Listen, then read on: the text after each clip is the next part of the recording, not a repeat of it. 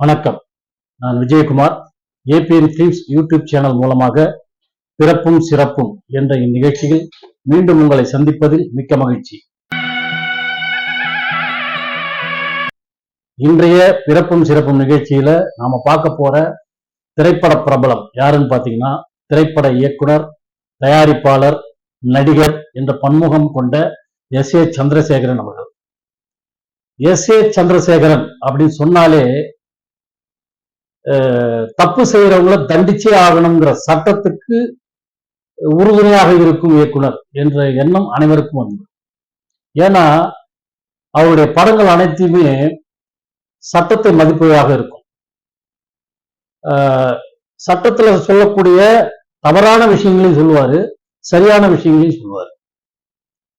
அப்படிப்பட்ட சமுதாயத்திற்கு தேவையான குற்றவைகள் செய்யக்கூடிய அனைவருக்கும் இப்படித்தான் தண்டனை வழங்க வேண்டும் என்று அவரே ஒரு தீர்மானமாக நிறைவேற்றி அதை படத்தில் காட்டுவார்.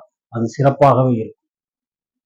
அப்படிப்பட்ட சமுதாயத்திற்காக திரைப்படங்களை இயக்கிய எஸ்.ஏ. சந்திரசேகரன் அவர்கள் 1945ஆம் வருடம் ஜூலை மாதம் 2ஆம் தேதி சென்னையில் தங்கச்சி மடம் என்ற இடத்திலே ஒரு கத்தோலிக்க கிறிஸ்துவ குடும்பத்திலே பிறந்தார். இவர் பின்னணி பாடகி ஷோபாவை திருமணம் செய்து கொண்டார். இவருக்கு 2 குழந்தைகள். ஒருவர் விஜய், இன்றைய திரைப்பட முக்கிய முன்னணி நடிகர், இளைய தளபதி விஜய் அவர்கள். திவ்யா என்று ஒரு பெண். அந்த பெண் குழந்தை 2 வயதிலேயே இறந்து விட்டார். இவர் தமிழ் சினிமா உலகத்துல ஒரு பெரிய இடத்தை பிடிக்கணும், ஒரு பெரிய இயக்குனர் ஆகணும் அப்படிங்கிற எண்ணம் இருந்தாலும் அதை நிறைவேற்றிக் கொள்வதற்காக கடுமையாக உழைத்தவர்.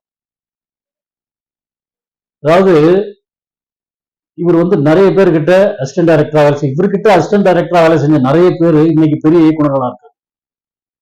ஏ வெங்கடேஷ், பவித்ரன், இன்றைய பிரம்மாண்ட இயக்குனர் சங்கர், எல்லாருமே இவர்கிட்ட இருந்தவங்க தான்.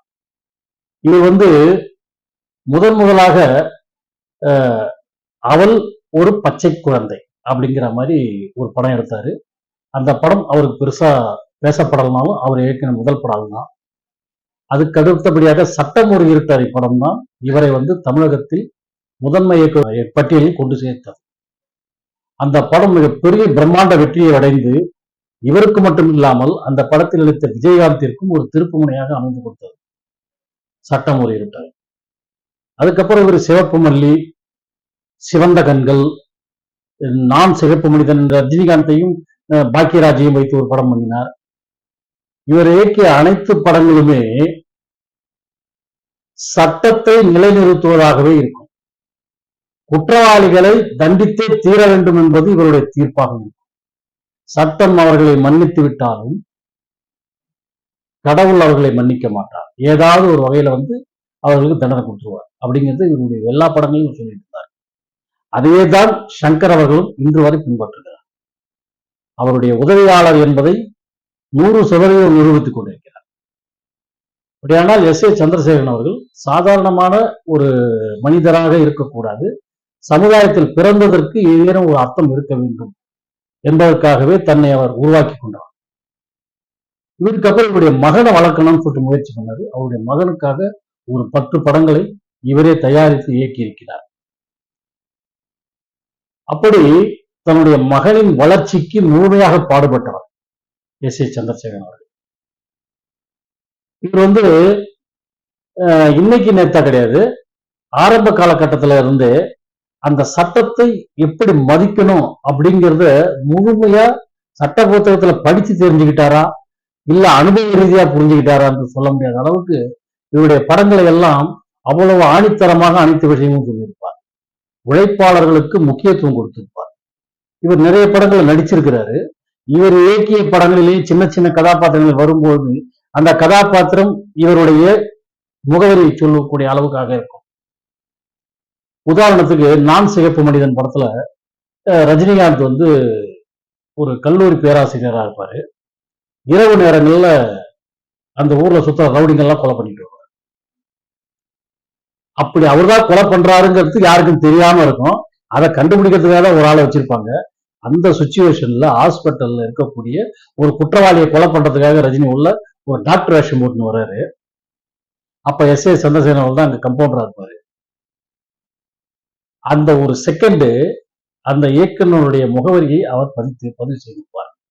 எப்படின்னு கேட்டீங்கன்னாக்கா, உள்ள வரக்கூடிய டாக்டர் பார்த்த உடனே நீங்க யாருன்னு கேட்பாரு, ஒரு டாக்டர் பேரை சொல்லுவாரு.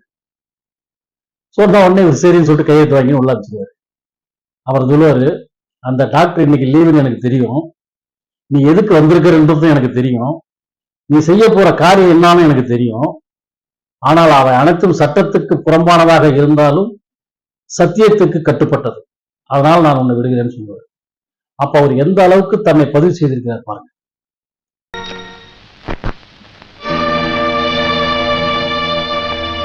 என்ன டாக்டர் சார், வந்த காரியம் முடிஞ்சு போச்சா? இந்த ராஸ்கல் என் குடும்பத்தையே நாசம் பண்ணிட்டா, எங்க அம்மாவை கொண்டுட்டா, என் தங்கச்சி. எனக்கு எல்லாமே தெரியும். நீங்க தான் டாக்டர் சுந்தரம் சொன்ன உடனே நான் புரிஞ்சுக்கிட்டேன். நீங்க தான் ராமினுடன். ஏன்னா டாக்டர் சுந்தரத்தை எனக்கு நல்லாவே தெரியும். உங்க நிலைமையில் நான் இருந்திருந்தா கூட இதைத்தான் செஞ்சிருப்பேன். இப்ப உங்களுக்கு 3 நிமிஷம் டைம் தர்றேன், அதுக்கப்புறம் அலாரம் அடிச்சிருவேன். அதுக்குள்ள இந்த ஆஸ்பத்திரியை விட்டே தப்பிச்சு போயிடுங்க. சாரி சார், முன்பக்கமா போனீங்கன்னா உங்களுக்கு ஆபத்து. இப்படி போயிடுங்க. சட்டத்துக்கு புறம்பான செயலாக இருந்தாலும் சத்தியத்துக்கு உட்பட்டதாக இருந்தால் அதை நாம் ஆதரிக்க வேண்டும் என்பது அவருடைய கணிப்பு, அவருடைய எண்ணம், அவருடைய செயல்பாடுகள் எல்லாமே அப்படித்தான். அப்படி தன்னை மிகவும் வருத்தி கொண்டு தமிழ் சினிமா உலகில் தன்னை ஒரு சிறந்த இயக்குனராக அடையாளப்படுத்திக் கொள்வதற்காக இவர் தன்னை மிகவும் கடினப்பட்டிருக்கிறார். இப்போ கடைசி காலத்துல இப்போ கடைசியா கூட கொஞ்ச நாள் முன்ன கூட சில படங்கள்ல தொடர்ந்து நடிச்சார், வயசான கேரக்டர்லாம் நடிச்சார். என்னன்னாக்கா இந்த டிராபிக் ராமசாமி அப்படின்னு ஒரு ஒருவர் இருந்தால் அவர் வந்து நிறைய வழக்குகளை கோர்ட்ல போடுவாரு. அது வழக்குகள்லாம் வந்துட்டு அவர் உயிரோடு இருக்கும்போது அவருடைய வாழ்க்கை வரலாற்றை ஒரு படமாக்குகிறார்கள். அந்த டிராபிக் ராமசாமியாக இவர் எஸ்.ஏ. சந்திரசேகரன் அவர்கள் நடித்திருக்கிறார். அப்போ அந்த டிராபிக் ராமசாமியோட குணாதிசயம் என்ன, அவருடைய செயல்பாடுகள் என்ன, இவற்றையெல்லாம் பார்க்கும்போது தன்னுடைய எண்ணங்களை பிரதிபலிக்கும் ஒரு கதாபாத்திரமாக இருக்கின்றதே என்ற சந்தோஷத்திலே அந்த கதாபாத்திரத்தை முழுமையாக ஏற்று அந்த கதாபாத்திரமாகவே மாறி நடித்திருப்பார்.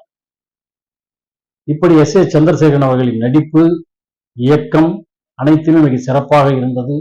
அவர் தயாரிப்பிலும் தன்னை வளர்த்து கொண்டவர், தன் மகனையும் மிக சிறப்பாக வளர்த்தவர். இன்று அவர் வளர்ப்பிலே வளர்ந்த விஜய் அவர்கள் மிக சிறந்த நடிகராக திகழ்ந்து கொண்டிருக்கின்றார் என்றால் அதற்கு அடித்தளம் அமைத்தவர், முக்கியத்துவம் வாய்ந்தவர் எஸ்.ஏ. சந்திரசேகரன் அவர்கள் தான். இப்படி சட்டத்துக்கு முக்கியத்துவம் கொடுத்து எடுத்து திரைப்படங்களை இயக்கிய எஸ்.ஏ. சந்திரசேகரன் அவர்கள் பிறந்த ஜூலை 2ஆம் தேதியை சட்டத்தின் தினமாக கொண்டாடுவோம் என்று கூறி விடைபெறுகிறேன். நன்றி, வணக்கம்.